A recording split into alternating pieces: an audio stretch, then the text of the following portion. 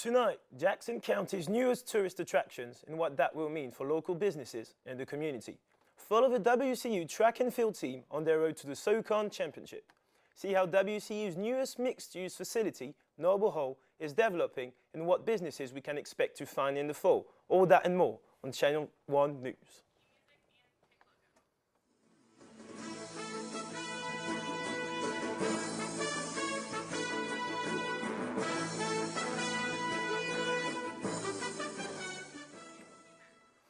Welcome to WCU Channel 1 News. I'm Max. Our top story tonight is set in Dillsboro, which is soon to be the home of the Nantahala Outdoor Center's newest location.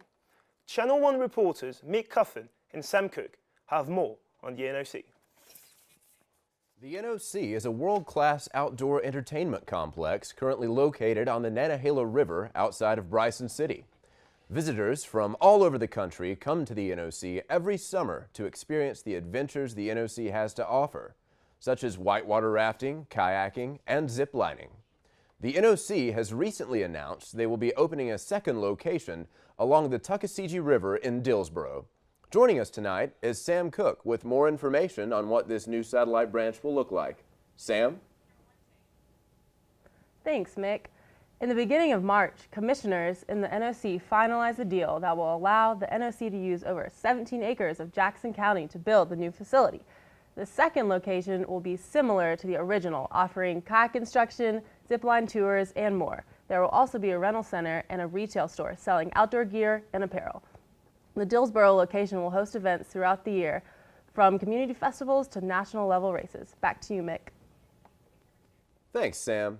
The new NOC is also expected to increase tourist traffic in Dillsboro, bringing in upwards of 24,000 visitors a year to Jackson County. Rich Price, director of Jackson County's Economic Development Office, said, "We are anticipating millions of dollars to be spent through Jackson County once the project is complete. The impact on lodging, food and beverage, retail, and transportation spending will be tremendous. Plenty of students, faculty, and community members will surely be taking advantage of this brand new opportunity for adventure." And now back to our anchor, Max. Thanks, Mick. With the temperatures warming up, can we be expecting some of those summertime thunderstorms soon? Kayla will have a weather forecast in a bit. First, we'll have a look inside the life of athletics at WCU. Jordy Harris had an exclusive interview with Austin Burgess. Hi, and welcome to a Sit Down with Jordy. My guest today is an associate of athletic ticket sales at Western Carolina University. He's also an alumnus of WCU who obtained both an undergraduate and graduate degrees at WCU. Austin Burgess, welcome to the show. Thanks for having me, Jordy. Thank you so much. So, Austin, let's just get right into it. How did you come into your position here at WCU? Well, college athletics was something I've always been passionate about, and I knew I wanted to be involved in some way.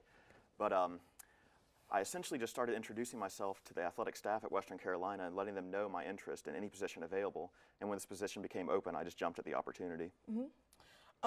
So a lot of the teams here at WCU are making a lot of progress, and WCU actually is a home to championship teams. So how do you feel about the progress of the athletics department, more particularly the football team? Well, football specifically has made some great strides over the last couple of years.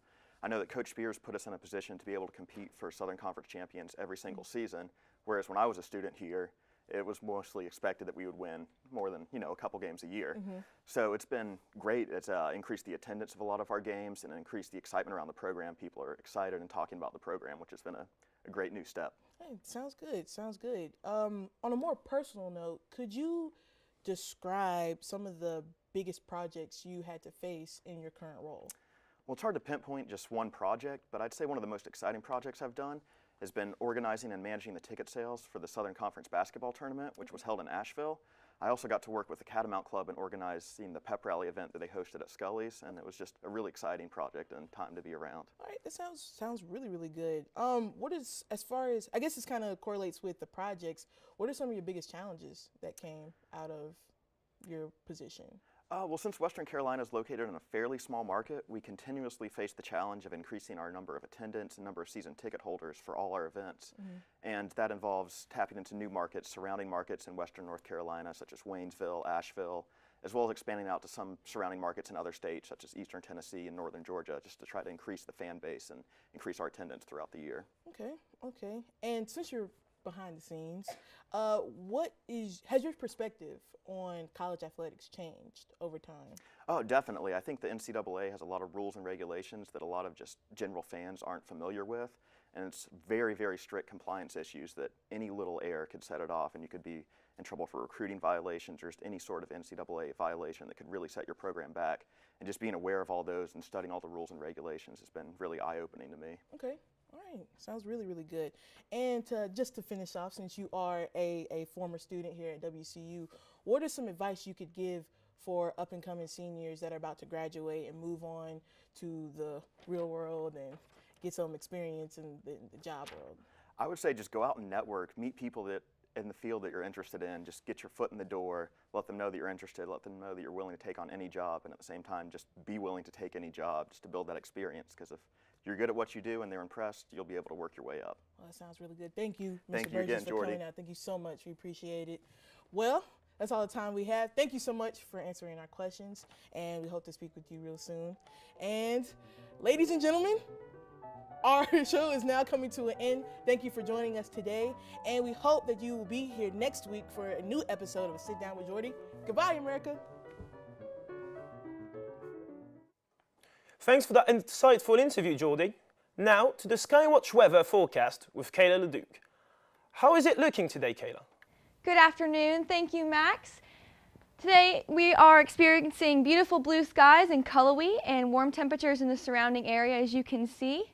If you plan on being outdoors at all this week, today would be the day to do it, because come midweek we'll be having showers heading our way.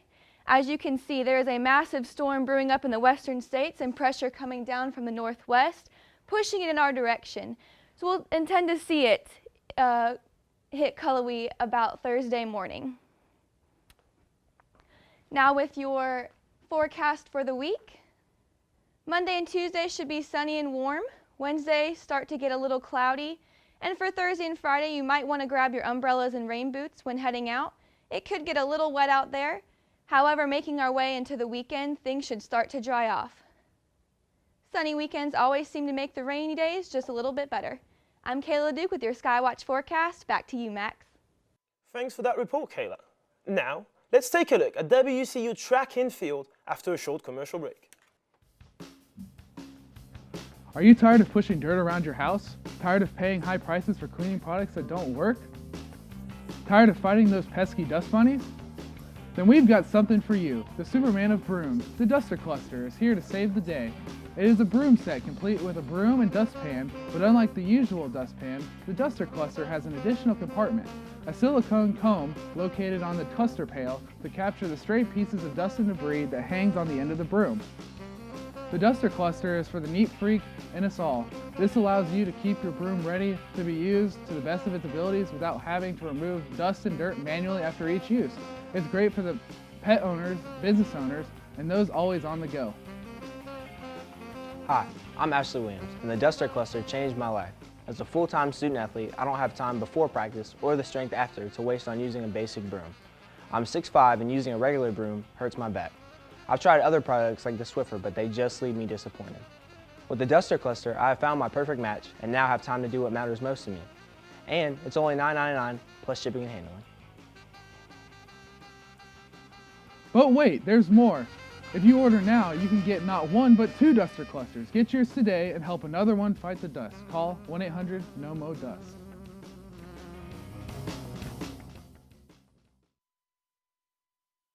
Up next, we have news concerning the Western Carolinas men's and women track and field team, which is heading to the Southern Conference Championships.